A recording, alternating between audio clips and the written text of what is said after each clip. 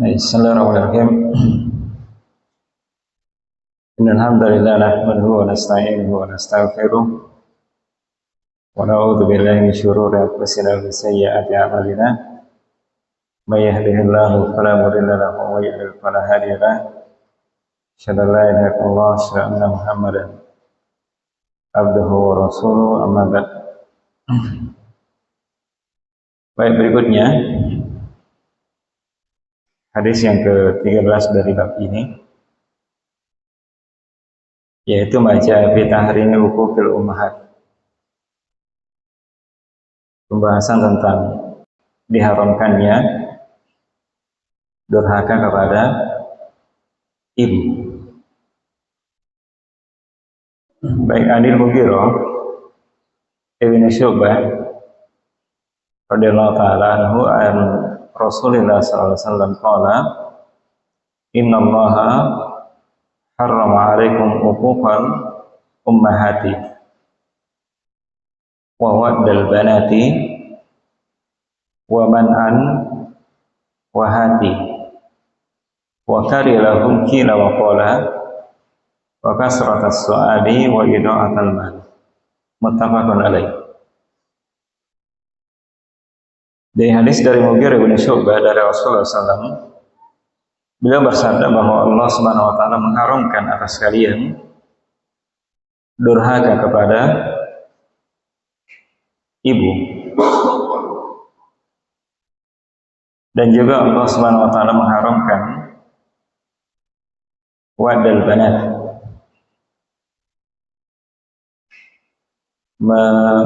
menguburkan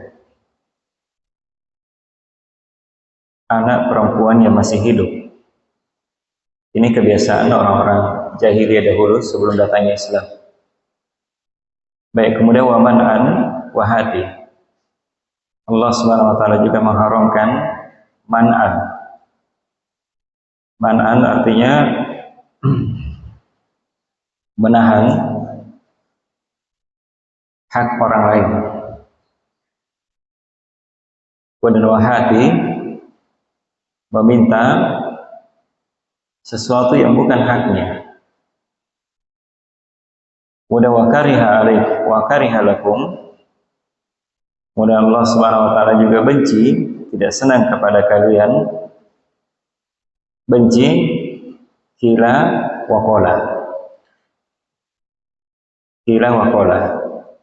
Kemudian wa kasratas su'al, dan juga Allah Subhanahu wa taala benci banyak as-su'al, banyak bertanya. Nanti akan dijelaskan. Begitu pula wa ida'atal mal. Allah Subhanahu wa taala juga benci, tidak senang kepada menyia-nyiakan harta. Ini hadis riwayat Bukhari dan Muslim. Bukhari dan Muslim. Baik, dari sisi hadis ini adalah hadis yang sahih. Hadis riwayat Imam Bukhari dalam Adabul Mufrad, Uququl walidain minal kabair. Durhaka kepada kedua orang tua merupakan dosa besar. Itu dari bab di Adabul Mufrad karya Imam Bukhari. Begitu pula juga di dalam kitab Sahih Muslim. Dalam Sahih Muslim. Jadi hadis ini adalah hadis yang sahih. Itu yang pertama. Kemudian sisi yang kedua adalah penjelasan lafadznya. Penjelasan lafadz. Dari hadis tadi disebutkan bahwa innallaha harrama 'alaikum. Allah Subhanahu wa taala mengharamkan atas kalian. Yang dikatakan sesuatu yang haram adalah hadara wa mana'a ala wajhil ilzam.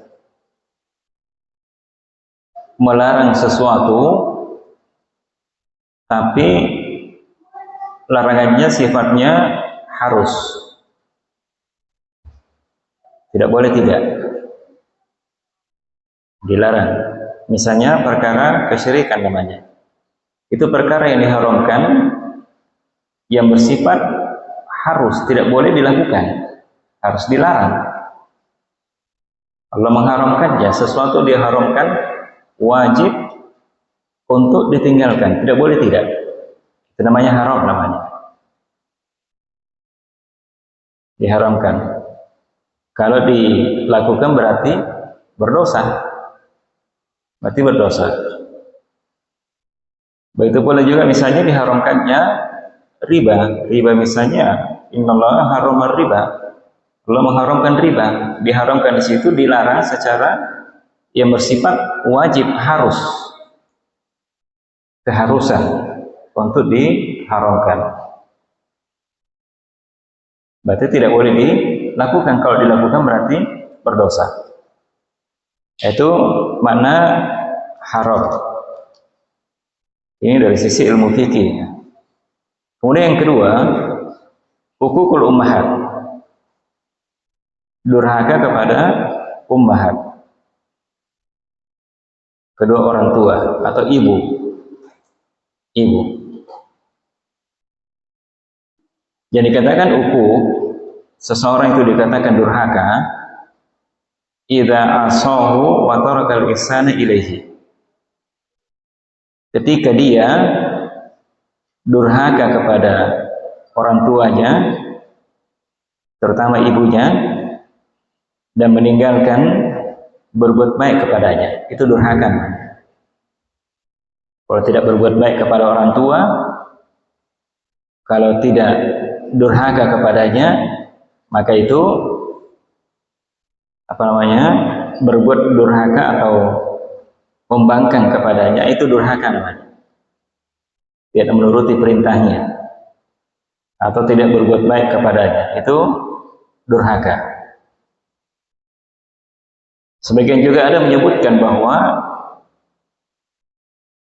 mengatakan bahwa syaqqa asa ta'atahu, artinya dia durhaka, membangkang dari ketaatan kepadanya, artinya tidak taat kepada kedua orang tuanya, pada orang tuanya. Atau juga sebagian mengatakan bahwa di antara ketentuan dobitnya yang dikatakan durhaka adalah sesuatu yang menyakiti orang tua. Dari perbuatan anak, apakah itu berupa ucapan, perbuatan, ucapan maupun perbuatannya, ia membuat orang tua sakit, menyakitinya dalam bentuk ucapan maupun perbuatan.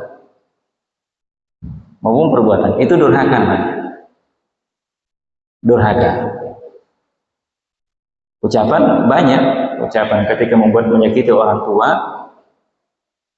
mengatakan dia tolong kepada orang tuanya.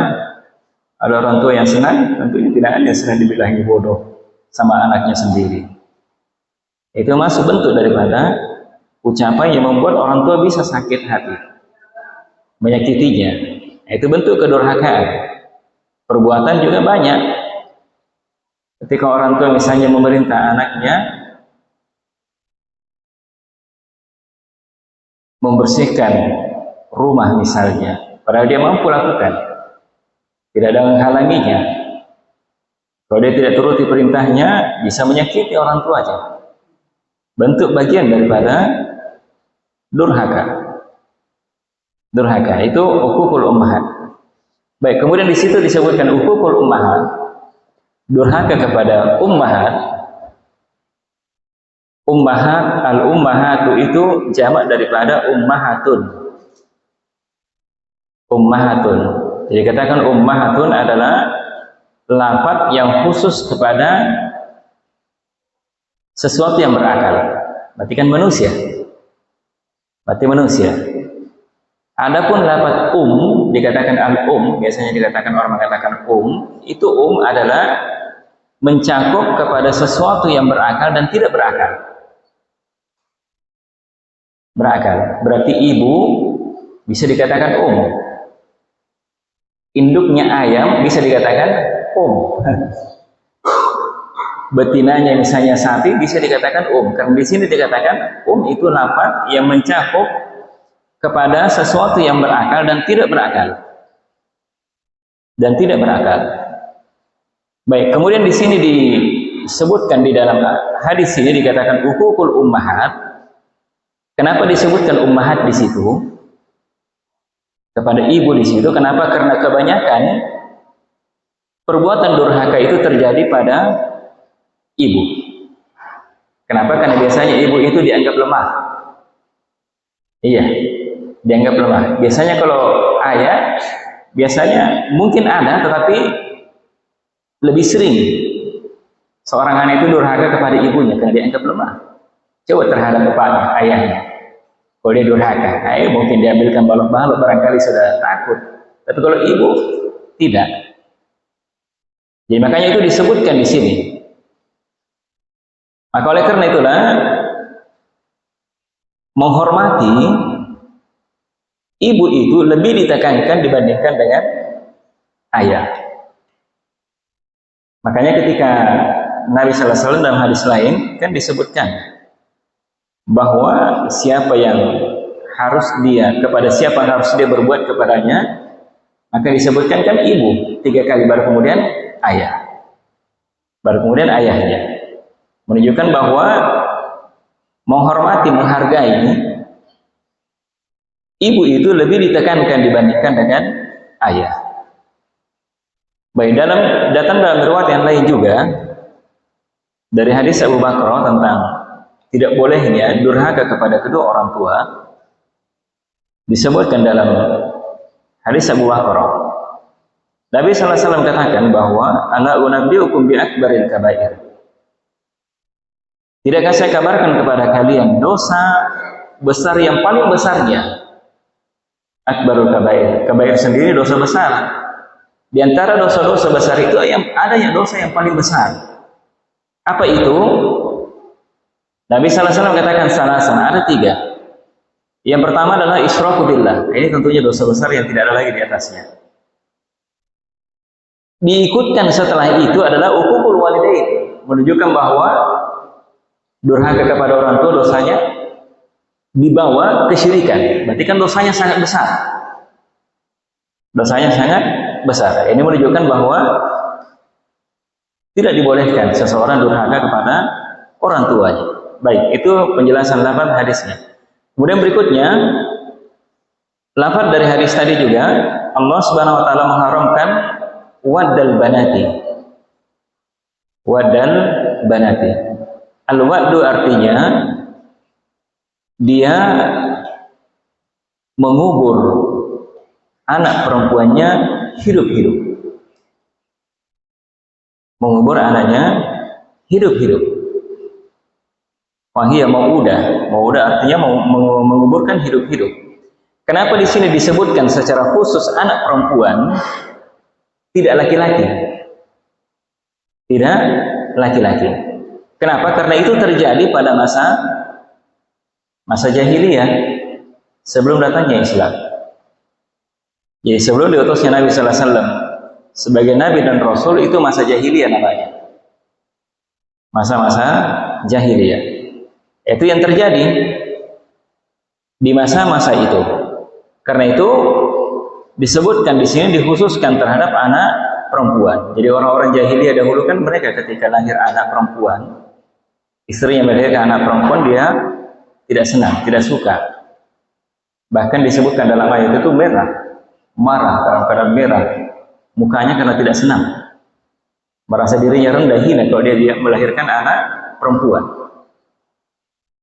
Makanya sebagian dari mereka, para sahabat itu, dahulu sebelumnya di masa jahiliyah, ada di antara mereka yang mengumur hidup-hidup anak perempuannya. Ada di antara mereka yang mengumur hidup-hidup anak-anak perempuan mereka. Baik, itu dilarang oleh Rasulullah sallallahu alaihi wasallam, dilarang di dalam syariat kita. Dilarang di dalam syariat kita. Baik, kemudian berikutnya, di antara lafaz hadis ini pula, wa man'an wa hati. Man'an artinya sendiri larangan, menghalangi, melarang, larangan. Mana artinya melarang. Man'an, larangan. Artinya Allah Subhanahu wa taala mengharamkan atas kalian man'an wa hati. adalah hati. Hati sendiri maknanya juga adalah a'tini, berikan kepadaku. Artinya dia meminta. Dia meminta kepada orang lain. Itu dilarang. Yang mana termasuk yang dilarang di situ? Di sini disebutkan oleh Syekh Abdullah Fauzan, artinya man'an di situ melarang seseorang, menghalangi, melarang seseorang meminta sesuatu dari harta atau manfaat yang sebenarnya bukan haknya. Itu dilarang oleh Allah Subhanahu wa taala. Menghalangi orang, melarang seseorang untuk meminta dari harta ataupun manfaat ya bukan haknya. Atau juga hati, Allah Subhanahu wa taala mengharamkan hati meminta. Kalau dia mengatakan berikan kepadaku, artinya dia meminta sesuatu yang bukan haknya, apakah itu harta maupun manfaat, ya bukan haknya. Itu dilarang oleh Allah Subhanahu wa taala. Nanti juga akan ada penjelasan lebih lengkapnya lagi. Baik, kemudian berikutnya wa kariha lakum. Kariha artinya sesuatu yang makruh. Sesuatu yang makruh, ada yang mengatakan di antara maknanya adalah perkara yang dibenci dari perbuatan. Sesuatu yang dibenci dari perbuatan. Tapi secara syar'i, syar'an, makna apa yang dikatakan makruh adalah ma talaba syari tarkahu talaban ghairu jazim. Syariat menuntut untuk ditinggalkan. Syariat menuntut kita untuk meninggalkannya, tetapi tidak harus, tidak mesti. Itu makruh namanya, dari perkara yang makruh.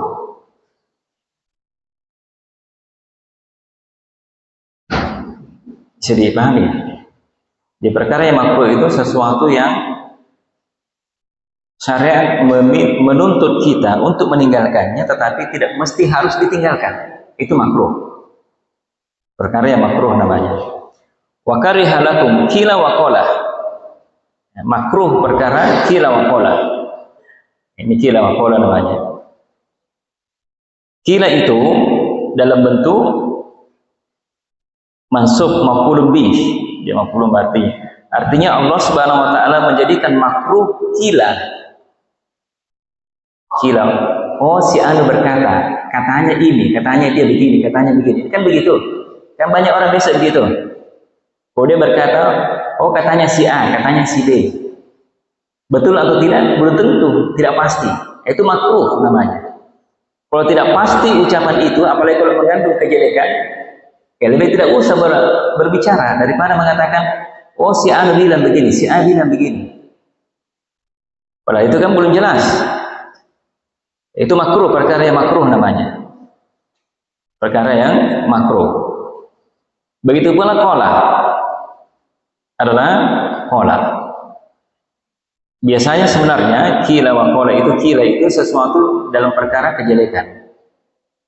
Adalah dalam perkara kejelekan. Qala artinya walaupun dia bentuknya sebenarnya fi'il madi. Qala kan fi'il madi, telah berkata.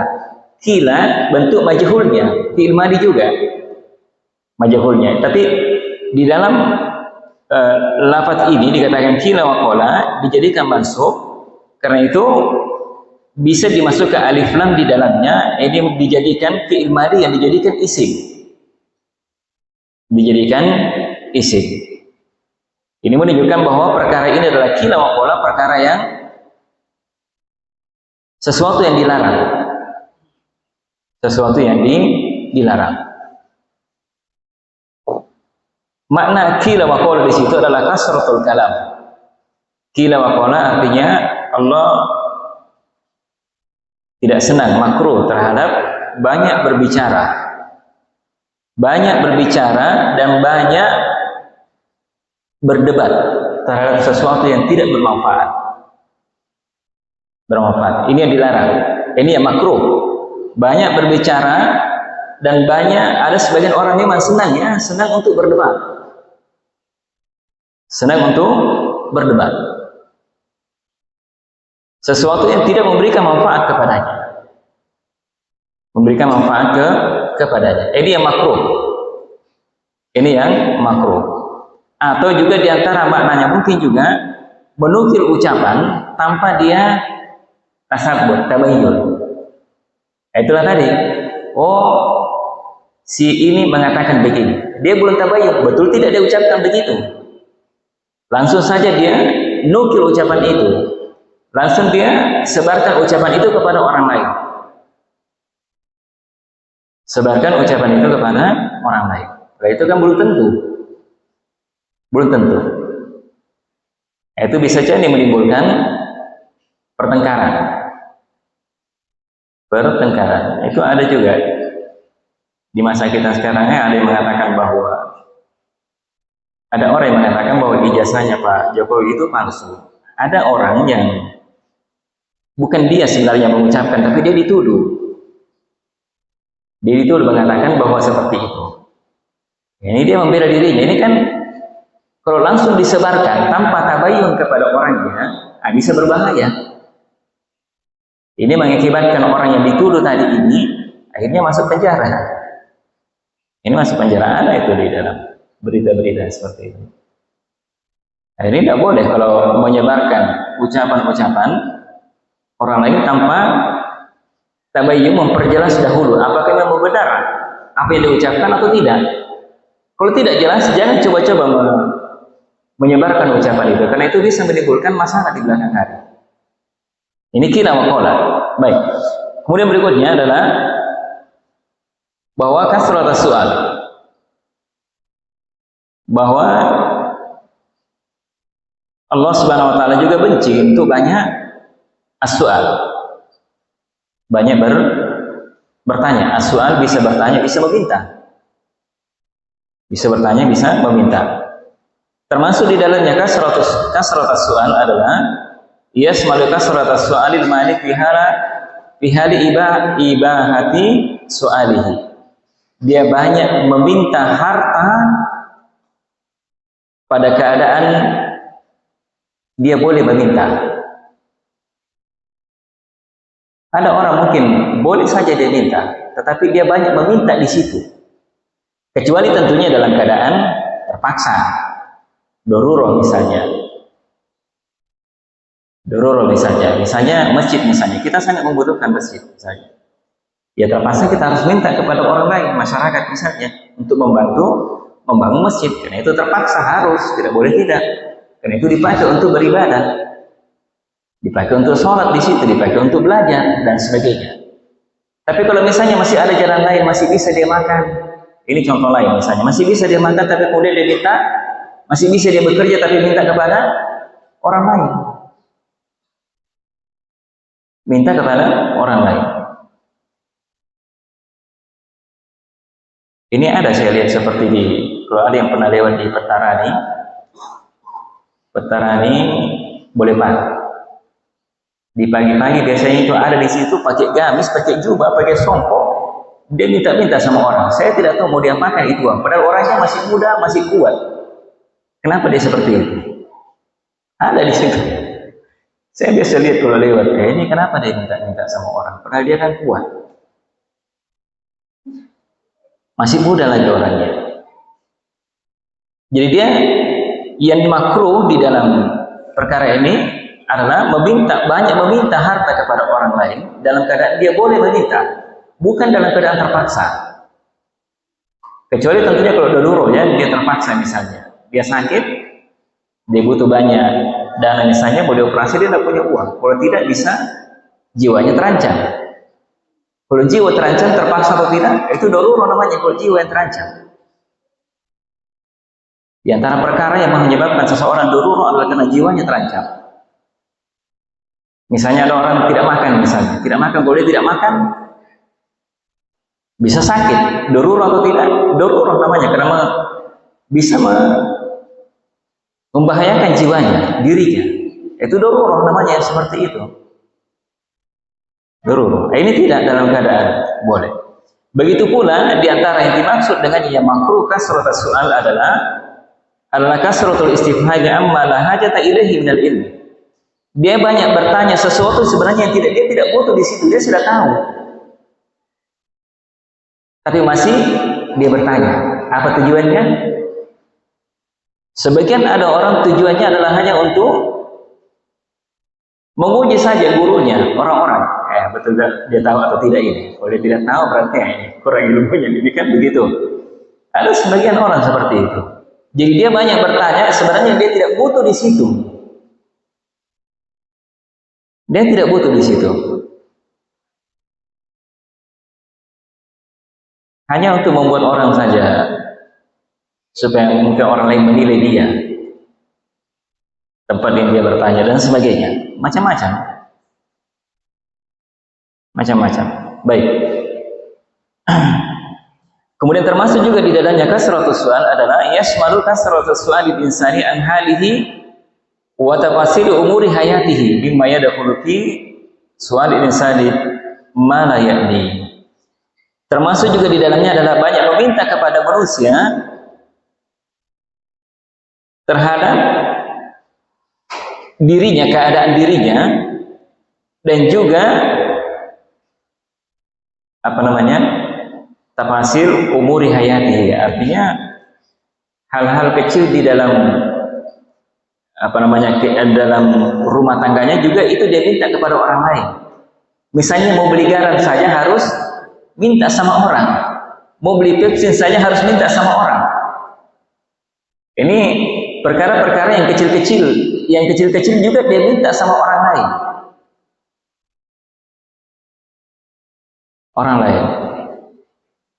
Itu sesuatu yang tidak sebenarnya memberikan manfaat terhadap dirinya, manfaat kepada dirinya. Pernah saya dengar seperti itu. Ini ada orang, saya dengar sendiri, bukan saya dengar dari istri yang dengar. Walaupun sebenarnya dia punya banyak uang, ini orang banyak uangnya, ada kemanakan dari suaminya yang selalu dibantu. Dia pernah cerita bahwa mungkin karena sudah agak kurang senang, dia bilang biar Pepsinya saja dia minta sama saya. Kan begitu. Ini perkara-perkara yang kecil-kecil dia minta semua sama orang. Ini makruh yang seperti ini. Makruh. Perkara yang makruh. Baik. Kemudian berikutnya, di antara yang dibenci oleh Allah Subhanahu wa taala adalah ida'atan mal. Adalah menyia-nyiakan harta. Menyia-nyiakan harta adalah termasuk di dalamnya adalah ketika menggunakan harta itu, menginfakkan harta itu pada jalan sisi yang tidak diizinkan secara syar'i. Itu menyia-nyiakan harta namanya. Menyia-nyiakan harta. Ini kalau dekat rumah saya, kalau sudah hari Sabtu, apa yang dibeli? Hari Sabtu itu Sabtu malam atau mungkin hari Ahad pagi, sudah pesta itu, minum-minuman. Itu namanya menyia-nyiakan harta kan? Menyia-nyiakan harta, setengah mati dia kerja dari hari Senin sampai hari Sabtu dia belikan minuman. Ada, ini kenyataan kalau di dekat rumah saya, bukan cerita ini. Atau kalau dahulu, kalau sudah hari Sabtu, hari Ahad itu mereka sudah duduk-duduk berkumpul. Ada apa dia buat itu? Menjudi pakai kartu joker itu apa gitu ya. Itu dia pakai, setengah mati dia kerja hari Senin sampai tapi kalau hari Senin Sabtu sampai Sabtu itu tidak ada, nanti hari Sabtu hari Ahad itu baru dia setengah mati cari uang. Itu namanya menyia-nyiakan harta. Jadi menginfakkan, menggunakan harta dari sisi yang tidak diizinkan secara syariat, secara syar'i. Termasuk juga di dalamnya mana ida'atul mal. Ida'atul mal adalah tarku hifdhihi. Dia tidak menjaga hartanya. Dia tidak menjaga sehingga kemungkinan, mungkin kalau ada orang biasa tidak menjaga hartanya, kalau ada pencuri lewat, kesempatan. Ada mungkin sebenarnya dia tidak ingin mencuri, tapi karena dia lihat harta, kesempatan ini. Ada pernah terjadi di Baju Roba kan begitu, yang pernah dicuri motornya. Dia cerita, motornya disimpan di depan toko, dia simpan kuncinya di situ, di motor. Jadi mungkin padahal dia ada di dalam toko itu, di dalam situ. Jadi mungkin orang lewat sebenarnya, mungkin dia tidak niat mencuri, tapi karena ada kuncinya, langsung dibuat lari, sudah pergi, hilang itu motor, tidak diketemukan sampai sekarang. Ini tidak menjaga harta namanya. Tidak menjaga harta. Ya lain mungkin kalau misalnya dia lupa, atau mungkin lupa dan sebagainya. Tapi kalau dia sengaja, kan menyia-nyiakan harta namanya. Menyia-nyiakan harta. Baik, itu diantara bentuknya, diantara bentuk menyia-nyiakan harta. Atau mungkin dia serahkan harta itu kepada orang yang kurang akalnya. Kurang akal. Kurang akalnya, akhirnya kemudian harta itu disia-siakan. Seperti juga ada orang yang mungkin pernah saya ceritakan ya, orang tua, ini biasa orang tua seperti itu, terlalu berlebihan dia memberikan uang kepada anaknya sehingga harta itu disia-siakan, digunakan untuk hal yang tidak terlalu bermanfaat, bahkan mungkin membahayakan anak itu sendiri. Membahayakan anak itu sendiri. Misalnya sekarang kan banyak ya anak-anak masih kecil, si umur SD bahkan kelas berapa, sudah naik motor. Sudah naik motor. Ini bisa membahayakan kan anak-anak kecil. Apalagi kalau dia jalan di jalan raya, membahayakan. Kalau terjadi kecelakaan dan sebagainya, itu menyia-nyiakan harta namanya. Ya banyak bentuknya, banyak bentuk. Kepada orang yang sebenarnya masih kurang akalnya, atau mungkin anak kecil, itu tadi, anak kecil atau orang yang belum bisa berpikir, oh ini bagus, oh kalau saya punya uang saya kasih begini, saya begini. Ini belum bisa berpikir seperti itu. Ini kalau diberikan uang yang berlebihan kepada orang yang seperti ini, itu menyia-nyiakan harta. Ini menyia-nyiakan harta namanya. Baik.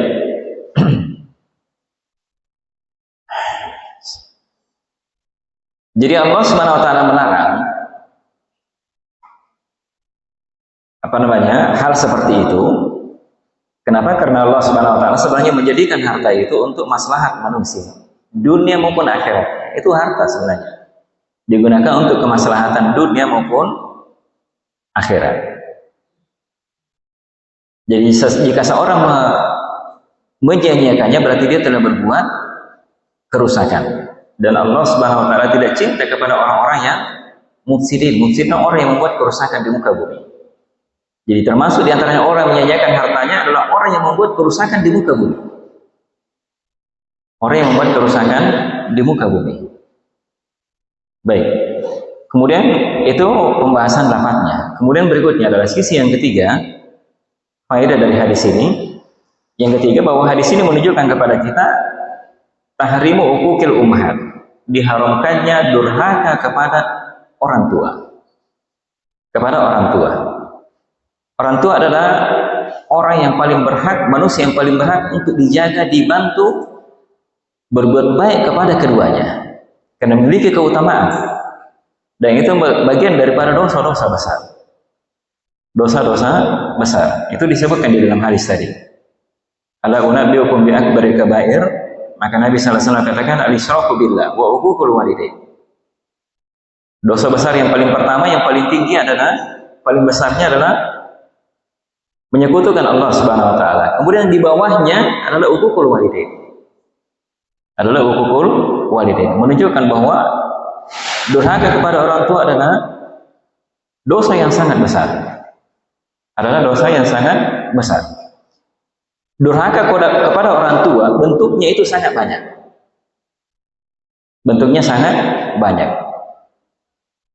Bisa sebagaimana yang telah lalu disebutkan bahwa setiap dari ucapan, perbuatan yang di dalamnya menimbulkan bahaya, mudarat atau menyakiti kepada kedua orang tua, maka itu durhaka namanya. Durhaka namanya. Di antaranya adalah membuat orang tua menangis. Ya banyak sekarang anak-anak membuat orang tuanya menangis. Ya anak-anak muda sekarang yang nakal-nakal itu macam-macam. main sabu-sabu lah. Orang tuanya tidak senang, dilarang, masih dilakukan. Ada pernah di dekat rumah seperti itu, anak muda, kena pergaulan, sabu-sabu. Dia sering bergaul dengan orang-orang yang di jalan Dangko. Nah, itu bahaya di situ. Di jalan Dangko. Sampai itu hari, seperti orang yang tidak waras. Dia datang ke saya, selalu dekat. Saya bilang, kenapa ini orang, anak-anak yang dekat kepada saya? Ternyata orang tuanya, ibunya datang kepada saya. Tolong dinasihati itu anak saya, bayangkan. Hanya saya nasihati supaya anak ini direhabilitasi. Direhabilitasi. Karena kelakuannya keterlaluan. Bahkan itu hari ada mobil eksavator ya, yang di dekat kanal waktu itu, dilempar itu kacanya itu pecah. Itu kan waktu itu yang di tentara yang operasikan itu mobil. Dia kejar itu, dia pukul itu, benjol-benjol kepalanya itu anak. Sampai menangis orang tuanya. Kakaknya menangis. Durhaka atau tidak? Durhaka. Sebab siapa orang tuanya menangis? Gara-gara dia. Banyak anak sekarang modern seperti itu. Membuat orang tuanya menangis. Durhaka. Bagian daripada durhaka. Kemudian yang diantara bentuknya durhaka kepada orang tua adalah idkhulul huzni alaihima. Membuat orang tua sedih. Membuat orang tuanya sedih. Bagian daripada durhaka kepada orang tua.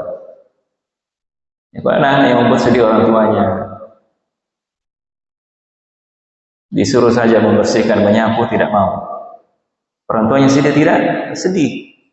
Bagian daripada durhaka. Padahal dia mampu. Bisa dia lakukan. Atau misalnya mungkin ada anak punya uang, orang tuanya minta, tidak dikasih. Sedih orang tuanya. Dia dahulukan istrinya daripada orang tuanya. Ini bagian daripada durhaka. Membuat orang tuanya sedih. Atau mungkin, ini kalau ini jelas, dia melaknatnya, mencelanya orang tuanya. Ini lebih parah lagi. Dengan ucapan dan sebagainya. Apalagi kalau dia bentak, dia marahi ibunya dengan suara yang keras dan sebagainya, bagian daripada durhaka kepada orang tua. Begitu pula ego bil munkarat, membuat orang tua marah dengan perkara-perkara yang mungkar. Perkara yang mungkar. Misalnya orang tuanya sukanya di rumah dalam keadaan sepi sunyi, dia kasih bunyi. Sesuatu yang membuat terganggu orang tuanya. Bagian daripada durhaka. Apalagi kalau itu yang dia putar adalah ya, dia tidak senangi orang tua, kecuali kalau murotal misalnya, tentunya bukan bagian daripada durhaka, kecuali kalau berlebihan tentunya. Atau kalau di sini diberikan contoh, misalnya kalau dia merokok misalnya, merokok, orang tuanya tidak senang, bisa marah kalau anaknya merokok. Kenapa? Karena bagian daripada menyanyiakan harta, kemudian bisa menjadikan anak itu jadi sakit.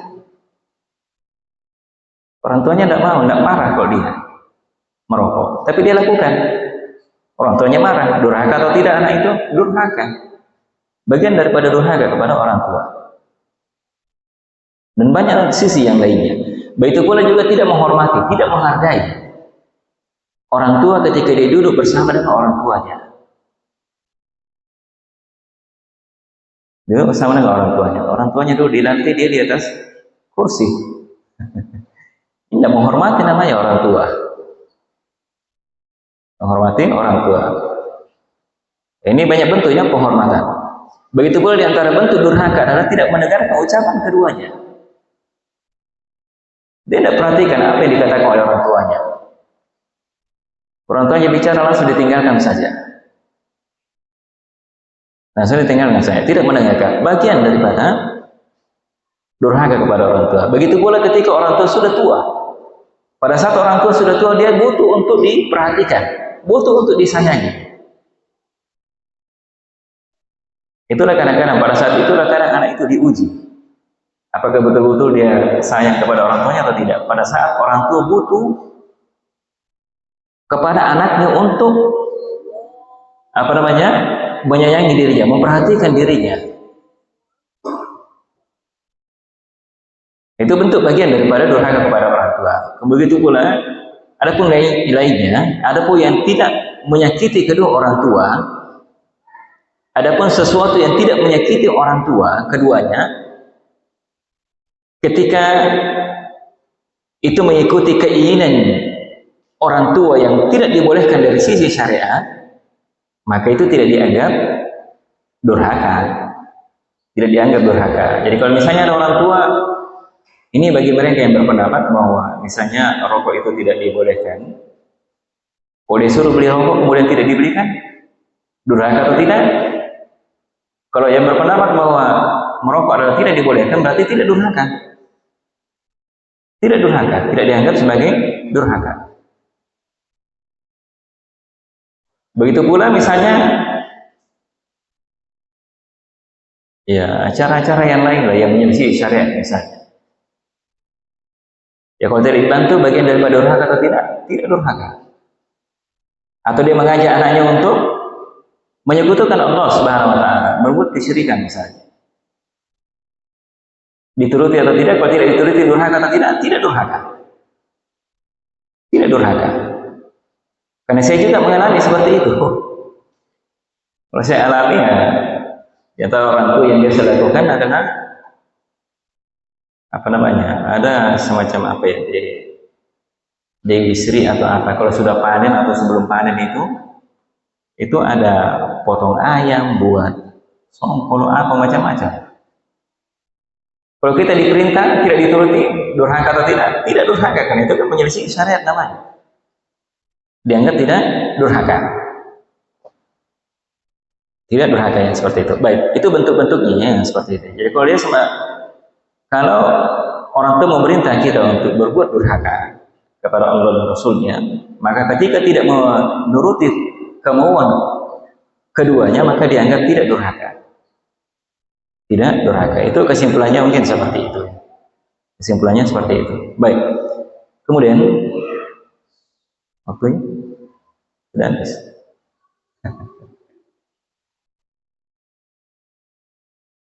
Baik, kalau diteruskan masih agak panjang ya. Baik, sedikit lagi yang keempat, sisi yang keempat. Hadis ini menunjukkan kepada kita adalah ala tahrimi wadil banat. Tidak boleh mengubur hidup-hidup anak perempuan. Anak perempuan dalam keadaan dia hidup. Ini adalah dosa besar. Allah Subhanahu wa taala berfirman dalam surah An-Nisa, "Wa man yaqtul mu'minan muta'ammidan fajazaohu jahannamu khalidan fiha wa ghadiballahu alaihi wa la'anahu wa adda lahum 'adaban 'azima." Barang siapa yang membunuh seorang mukmin dalam keadaan dia sengaja, maka balasannya adalah neraka jahanam. Menunjukkan tidak bolehnya kan diharamkan. Karena ancamannya adalah balasannya adalah neraka jahanam, khalidan fiha, kekal di dalamnya. Menunjukkan bahwa dosanya adalah dosa besar. Wa ghadiballahu alaihi, dan Allah Subhanahu wa taala sangat murka kepadanya. Dan Allah Subhanahu wa taala akan melaknatnya, dan Allah Subhanahu wa taala menjanjikan mengancamnya dengan azab yang sangat pedih, yang sangat besar. Dengan sangat besar. Maka saya Abdullah Fauzan mengatakan, "Idza kana hadza fi ammatin nasi, fa kaifa bil qarabah?" Jika ancamannya ini untuk manusia secara umum, sekarang bagaimana lagi kalau keluarganya? Bagaimana lagi kalau keluarganya? Keluarganya. Kalau untuk di masa kita sekarang, kemarin ada yang bertanya kepada saya beberapa hari yang lalu, orang yang menggugurkan kandungannya, padahal sudah jadi manusia, berarti sudah lewat 4 bulan, dia gugurkan kandungannya.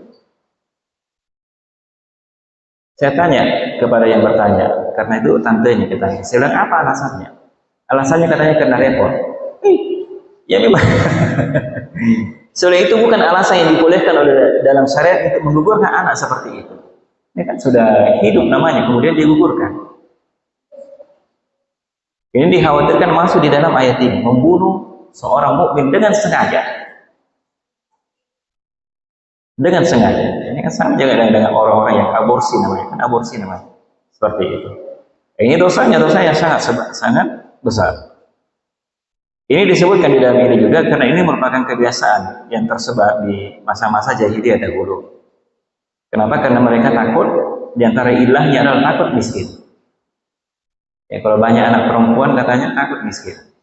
Dahulu, ya dahulu. Tapi kalau sekarang mungkin orang suka anak perempuan. Kenapa? Karena kalau nikah dia dapat uang panai. Uang panai. Baik, kemudian mereka juga merasa dirinya rendah hina kalau mereka dapat anak perempuan. Nah, itu alasannya orang-orang dahulu. Baik, saya kira cukup. Insyaallah nanti pada pertemuan berikutnya kita lanjutkan. Subhanakallahumma wa bihamdika, asyhadu an la ilaha illa anta, astaghfiruka wa atubu ilaik. Assalamualaikum warahmatullahi wabarakatuh.